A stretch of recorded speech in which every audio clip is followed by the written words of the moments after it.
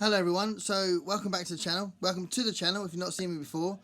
If you're a fantasy reader and you've found this channel and this video because of the title of the video, then I do talk about fantasy a fair bit, or at least enough that it's maybe worth you sticking around. But it's probably the probably the second tier of reading that I do. So my first love is science fiction. But anyway, let's get to the point. So, Olly from Criminolly recently did a video called Why I Don't Like Science Fiction and Fantasy. He does actually like science fiction and fantasy, he keeps saying it, but what he was trying to say was what I don't like about science fiction and fantasy. And he was talking about the world building aspects of it mostly, I think, and just saying that he felt like it was a little laborious and for him getting off the point, which is fair enough. And I was going to do a video straight away. I was thinking, oh, I want to do a response video, and Mulcahy Vaughan did a response video where he talked about why he loved both things. And then I realised that I'd already done a video 8 months ago, quite an extensive video on why I love science fiction, but I haven't done one on why I love fantasy. And I've got, I don't know, about 25-30 books here as prompts to help me guide the video through some points about why I love fantasy, but also why it's quite fantasy is a funny one, because I think people find it easier to define science fiction because it's a lot more straightforward, although people argue about it and they like rejecting lots of things they don't want to consider science fiction. But in general, it's easier to define, because fantasy comes from a very old tradition, and a tradition of ignorance, if you like. So there's lots to fantasy that we don't necessarily think of, but epic fantasy is what we often think about now. You know, as I said, I do think it's easy to define science fiction myself, because, you know, I'm not into the idea of well, if it gets too fantastical, it's not science fiction anymore. Ultimately, it's science fiction if it's got some kind of scientific element of the hypotheses. If it's set in the future, if it's set on another planet, if it's set in space, if there's time travel, if it's about aliens, you know, it doesn't matter how sophisticated the science is, because the bottom line is, even if there's people that are deliberately taking out the science and not being particularly academic with it, because there will be people doing that, and they're writing science fiction for laughs and that kind of thing, which is actually what I do, or I did that in my last novel. So even if you're not doing that and you're taking it really seriously, your science is going to be out of date in no time, because that's what science does. We learn more. And when people were writing books about the solar system, they got out of date relatively quickly. So you can then start accusing them of being fantastical, and in the end you'll end up saying that hardly anything is science fiction, which is silly. So I do think that you know, once you've got that element of all these different things, the planets, space, time travel, dystopia, apocalypse, all those different things, these are all like hallmarks of science fiction, and I think most people would agree about that. And, you know, even like Kim Stanley Robinson's very well-renowned and applauded books about Mars, the first one's out of date now scientifically, because we've learned more about Mars. You know, and that was like really scientifically researched, and at the time when it came out, it was applauded as being really good fiction, you know, because it was well researched. So yeah, that's a very clear thing with science fiction. I think fantasy is a little bit more woolly, because it often involves magic, but it doesn't always involve magic, but most of the time it involves magic. But it certainly involves a fantastical element with, you know, creatures, monsters, beasts, that kind of thing, which is where you'd get a link to fairy tales. As I said, I've got loads and loads of books to kind of illustrate what I'm talking about, and some things I haven't got out just because I've got so many books. I thought I'll draw a line there, so I haven't actually got Lord of the Rings to show you, but everyone knows about Lord of the Rings. But anyway, I've been collecting these myths and legends books to go with my deep dive into folk tales and folklore, and this is going to take me a couple of years to get through the folklore and folk tales, fairy tales books I've got. And as I've said on previous videos, I'm starting with Brothers Grimm, but these Egyptian myths and legends stories and the Japanese ones, they're going to be full of fantastical elements that are basically the oldest form of fantasy. And this is why I find it fascinating. So folk tales are definitely one of the hallmarks of where we get a lot of our fantastical ideas, our fantasy ideas. And a lot of them feature strange beasts that have been invented as adversaries or things to be scared of, things to overcome. And these early stories are where you get your first versions of dragons and wyverns as well. So they don't always feature magic. They often do feature magic, but they don't always. But these fairy tales and folk stories are definitely where fantasy is coming from. And I think you can already see a huge difference from science fiction just from looking at that sort of element of it, the fairy tale folk story kind of thing. And I do think they're fascinating. I think they're really interesting, and I do like listening to them, and I love people exploring those stories. So there's that, and there's one other aspect of fantasy writing that I'm going to get to in a second. But before I do that, I'm going to talk about the kind of the surreal and absurd side of fantasy, which I also love. So you've got the classic Oz books, which do have a lot of magic in there because the witches and the wizards, but it's definitely much more of a fairy tale, I think, than, something like Tolkien or Brandon Sanderson or something. So, I think this is a big kind of hallmark of our childhood, I think, and it's a great example of the lightest side of fantasy, but it's definitely fantasy and something to praise, I think. I think it's awesome. And then, even bigger than that, something that I think is it's definitely one of my favourite books, but a huge part of our culture, and that's the Alice in Wonderland stories, Through the Looking Glass and Alice in Wonderland. And, I just think that absurdity that you get in here is definitely an element of fantasy. And you've got that idea, which you could suggest for science fiction as well, but certainly more with fantasy, anything goes.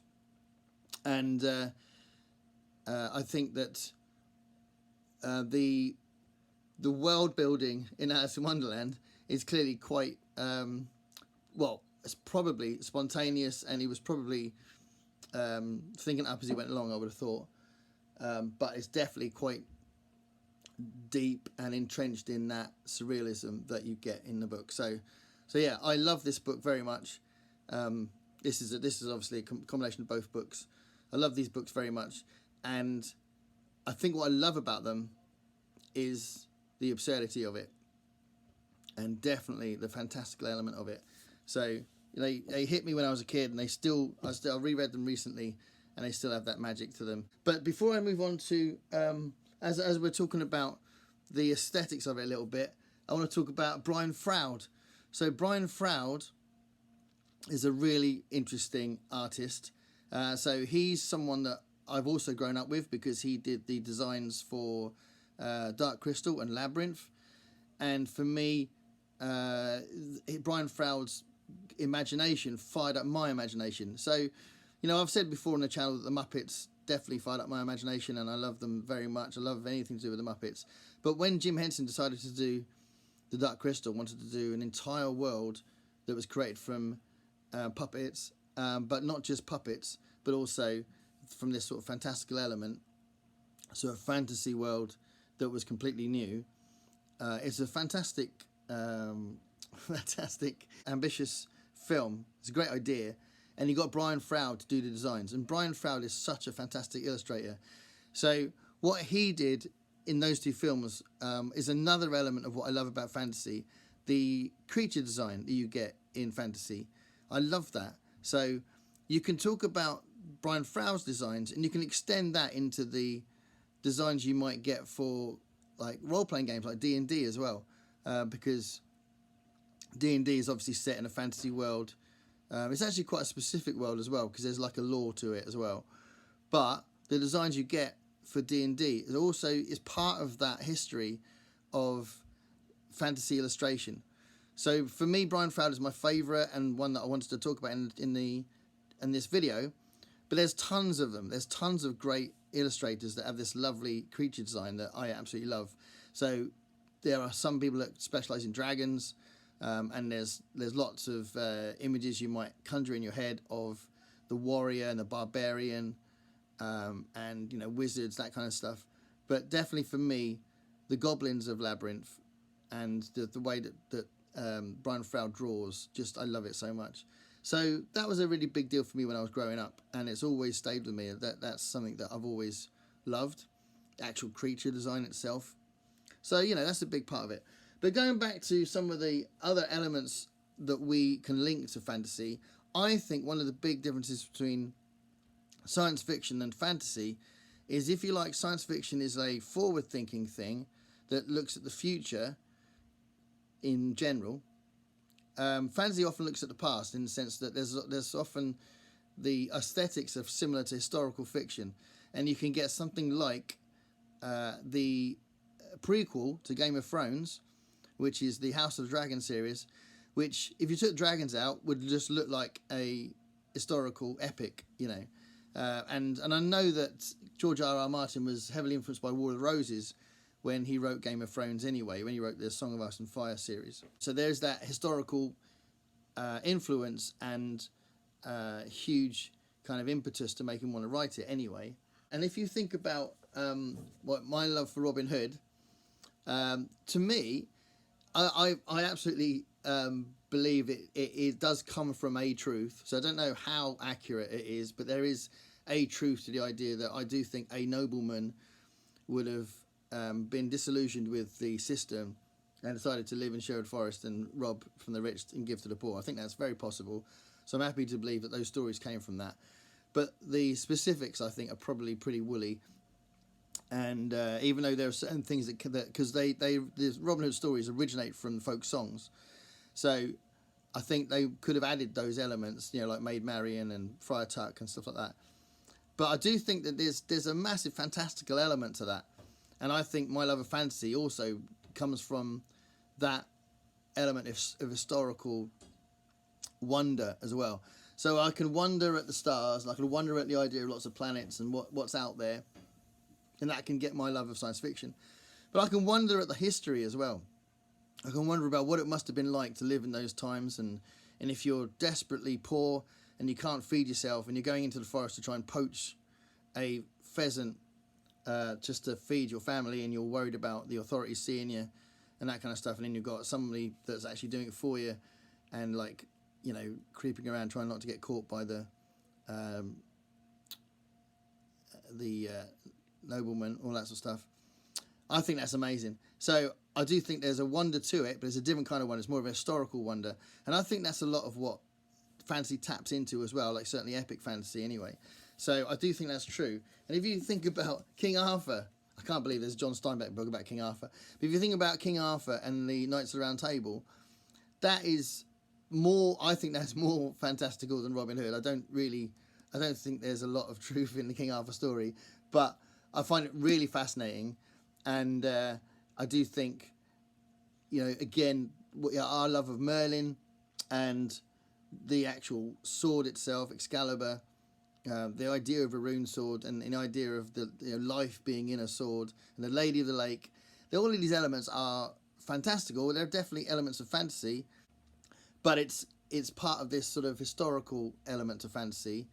And it's out of any kind of historical story, any kind of myth from Britain, this is definitely more myth than history probably, but I find it very fascinating and very interesting, and it's one of the cool things about English history, but it's definitely more myth than history, it's got to be said.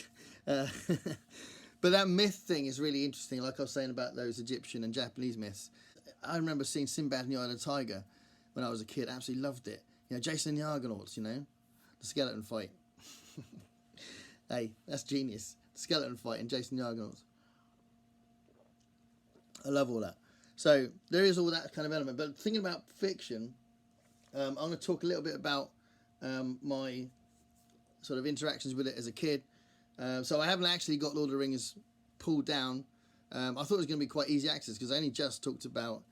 I had a copy of Return of the King on me when I was talking about the characters thing, my top 10 favourite characters, because I talked about Sam. But anyway, after I got all of these books out, I thought I'm not going to root out Lord of the Rings as well, because I'm on a bit of a schedule as well. So Lord of the Rings was a really big deal for me. So I read that when I was 15. It took me 3 months, and I really it was like a real eye opener. And then I read the Shannara books. I could have got those out from the loft. The Sword of Shannara, the Elfstones of Shannara, and the third one, which I think is the Wish Song of Shannara. I've got a bunch of others I haven't read, but those 3 I read when I was young, and I absolutely loved them. They are massively Lord of the Rings rip-offs, but I really liked them. And I read a ton of other fantasy books, loads of fantasy books, including the Belgariad books, which I've talked about before. And I will reread these at some point. It'd be interesting rereading them now, because I've just found out some horrible things about David Eddings. But anyway, this was a big deal for me, the Belgariad series. But there was a bunch of other things that were more... So I read some smaller fantasy as well. So the Elric books, I really loved the Elric books. I read those when I was younger. And he's got a very... well, again, another sword that contains life, called Stormbringer. So all those different elements are sort of possibly based on our myths as well. And then I've just been talking recently about the Fafhrd and Grey Mouser books. And again, they're short books, they're short stories. And if you think that fantasy is all about big series, huge books, then there's not tons of world building in this, but there's enough for you to be immersed in it. And there's about 2 thieves and their adventures. One's a barbarian, one's a wizard's apprentice, and they're awesome. So, you know, that was another thing I read when I was younger, and I'm currently rereading them, which is really cool. But they were really big deals for me as well. And I also read, where are they? I also, when I was younger, I read the Anne McCaffrey Dragonlance books, and this is interesting because they are actually science fiction books, because they're set on a planet far away from here called Pern. But what makes them feel like fantasy books is that it's all about dragons, and dragons are a huge part of these books, and the dragon riders. So there's lots of fantasy elements to this, but they are actually science fiction books. But I read those as well, so that was another thing that was a big part of the fantasy thing for me. And also I read The Princess Bride, and I love The Princess Bride. It's really funny, and it's got a real sense of adventure. It's kind of linked to the swashbuckling old pirate thing. There's lots of references to pirates in it, but it's definitely a fantasy book. But again, not really anything to do with magic. Not really a lot of creatures and monsters in it. But I think there's that fantasy aesthetic going through it, though, anyway. But, yeah, Princess Bride is awesome. And I haven't got it with me, but I know that lots of Neil Gaiman that I've read has been more fantasy than science fiction. He's more of a fantasy writer, and I really like lots of Neil Gaiman stuff as well. Probably my favourite, I think, is Coraline. And Coraline is a great book with definitely a fantasy story running through it. But again, not epic fantasy, it's more domestic fantasy. I'm going to throw that word out there. So yeah. Oh, and the other thing I read when I was younger, which I'm continuing to read, I think I've got almost 30 books in this series, but I've only read about 8, probably, about 8 to 10 or something. And that's the Terry Pratchett books, the Discworld novels. And this is one I've just recently added to my collection a couple of days ago. So I didn't have Last Continent, but I've got tons and tons of others, loads and loads. I've got almost all of them, but whenever I see them, I'm relatively cheap. I'll get them, and they are everywhere because everyone reads them. But they are brilliant. And I read the first 4 when I was again in my teens, and I've sort of like dipped into them now and again ever since. More recently, so after years of not realising that I'd like this author, and I absolutely love this author, I've discovered Ursula K. Le Guin. And she's more of a science fiction writer than a fantasy writer, but she is famous for one particular very influential fantasy series, and that's the Earthsea series. And I read the first book out of the first 4. I read there's 6 in the series, but I read the first one and really enjoyed it. I thought it was really interesting, and I liked the fact that the main character was flawed. So it was a boy that was discovering how to become a wizard, and I thought it was really good, and I wasn't sure that I'd like it, but I really enjoyed it. So that was a nice, more recent discovery. So that was a few years ago, while I was delving into Ursula K. Le Guin, which was a relatively new discovery for me. So I think the first Ursula K. Le Guin story I read was about 5 or 6 years ago. So I'm just looking at what I've got here. So I'm going to talk a little bit more about other things that I've discovered or enjoyed, or other things I can reference with my love of fantasy. So I've already talked about an historical link, and the link to fairy tales, and some of the things I read as I was a kid. The urban fantasy thing is something I've enjoyed as well. So there's two really big ones here that I think are talked about a lot. Very similar. They're like an American and an English version of the same thing, really. So you've got the Rivers of London books, and the Rivers of London books, I've read the first 3 and really like them. I think the first one is my favourite out of no, actually the second one was Moon Over Soho is really good. Yeah, but I really love the ending of the first one. The first book ends with such a massive event in a theatre. It's really cool. So anyway, the first 3 I really enjoyed. So, and it's literally about a policeman that's a wizard as well. So similarly, you've got the Dresden Files. So I've only read 2 of these. So this is the 3rd book. So that's the next one I need to read. And that's the next one I need to read for the Rivers of London books, by the way. So Grave Peril is the next one I need to read, and I've read the first 2 and I really like them, and there's like supernatural elements, but ultimately it's called urban fantasy because he's a wizard, and Harry Dresden is a wizard as much as what's his name again? Peter Grant. Peter Grant is the policeman that's the wizard in the Rivers of London books. So these 2 are really cool, but again, another element of fantasy that is not necessarily huge. There's not a lot of world building because it's set in the real world, but there's obviously other elements. There's other folklore they'll put in it. For example, the second Dresden Files book that I read, it's got lots of different types of werewolf in it. So there's like 3 or 4 different kinds of werewolf that he has to deal with. And the Rivers of London books, each of the rivers of London have got a different kind of spirit that is an actual sentient humanoid woman that he's got to deal with, that is basically the river, but like the spirit of the river. So that's a fantastical element. So those are relatively recent discoveries that I've enjoyed. Brandon Sanderson, the big name that in fantasy now. There are a few big names, and there's still some that I haven't touched, but this was something I read early last year. Absolutely loved it, and this is the second one. And I need to get to this because I really did enjoy this first one. I thought it, even though it's huge, I rattled along. I read it so quickly because it's such a joy to read. It was such a pleasure to read. So the way he writes just invites you in.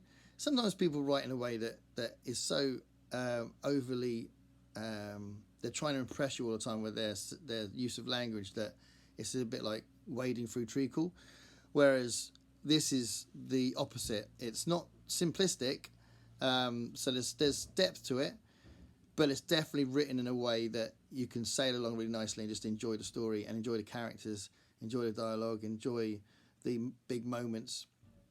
That was a really good book, really, really good book. I haven't read the Wheel of Time books because basically I'm kind of put off by the fact there's about 16 books or something. But I imagine they're probably very good. I don't think I'm going to like the Malazan books because everyone talks about how much they love the complexity. And I think that'll just do my head in. I think I'll get somewhere and then just think, shut up. So I am already making a judgment, like you make judgments sometimes about something you think you're going to like. And you don't necessarily, you don't know for sure because you haven't read it, but you look forward to reading something because you imagine you're going to like it. With the Malazan, I think I am expecting to not like it, so I'm not going to read the Malazan books, but I might get to Wheel of Time at some point, but they're huge. This book I really love this. I've mentioned this a few times on the channel, so apologies for mentioning it again. But I really love this. I really enjoyed it. I think I said I enjoyed the second one more. I did the review straight after reading it, and I've forgotten now because it was very, very close. But I think I said the second one was even better, Bloody Rose. But there's a third one coming out soon, which I can't wait for. And they are separate. They're separate stories, so it's not like you're going to be bogged down with trying to remember what happened in this one to enjoy the second one, and likewise, I'm assuming with the third one.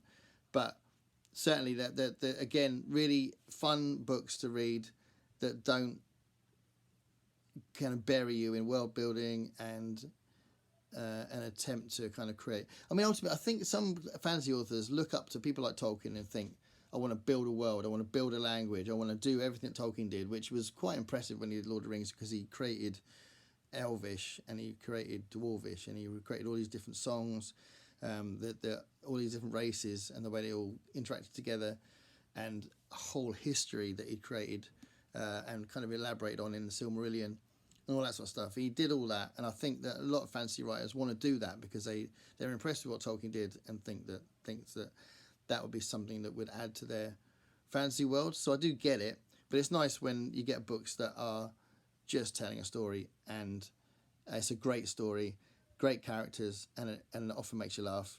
And I really do love the Kings of the World. So you can't see, I've kept that price sticker on there for some bizarre reason, but that says Kings of the Wild. I was going to mention this because I haven't read this yet, but I'd love to know what you guys think of this, Natural History of Dragons. So if you do read fantasy, let me know what you think it is, because I've got the first 2 books. I found them cheap, and I'm intrigued. So let me know about that. So I've got that down just to say that. But there's like comic fantasy. So we talked about Terry Pratchett already, and I quite enjoy Tom Holt's books. This was the first one I read, Expecting Someone Taller. Plays around with fantasy conventions like Shrek did, but he's been doing it for ages. So yeah, that's a fun book, Expecting Someone Taller. And another, I hadn't heard of this at all, but I found this recently, and I actually bought it because it's got an exclamation mark in it. And if I get to it in Garb August, then it ticks off a box. But anyway, Mary Gentle's Grunts, I don't know anything about it really, but they're orcs, and it's a comic fantasy kind of war situation with orcs. But yeah, there's lots of comic fantasy writers. There's Craig Shaw Gardner as well, and there's Robert Asprin writes some serious stuff as well as some funny stuff. But there's another Robert Rankin. I think his name's Robert Rankin. He writes comic fantasy as well. But I was just going to finish off, because I've been talking for quite a while, and I apologise, it's a bit long. But I was going to talk about that element of science fiction that kind of crosses over a little bit. So as I said at the beginning, I do think it's easy to define it, but you do get some things like Princess of Mars and Mind Swap and Hitchhikers, although probably more Princess of Mars because of the beasts and strange creatures in it and stuff, that kind of blur the line a little bit. And it's set on Mars, it's clearly science fiction, but you could definitely understand why people would say, but it's fantasy as well, because it is definitely fantasy as well. But the line gets blurred when you get people that aren't being particularly scientific about their science fiction. And you know, to be fair, in Burroughs' time, it couldn't be helped. They didn't know a lot. So I think that's true. So there we go. So there's a few things I would have shown, like the first Law trilogy from Joe Abercrombie. That's really good as well. That's another recent discovery. But yeah, I think fantasy delves a lot deeper into history and into myths and legends and folk stories and fairy tales. I think that's the magic of fantasy, as well as the epic fantasy stuff that Tolkien kind of solidified as well. So I do think, you know, they are different, and they're a big part of my life as well. Thanks for watching. Bye.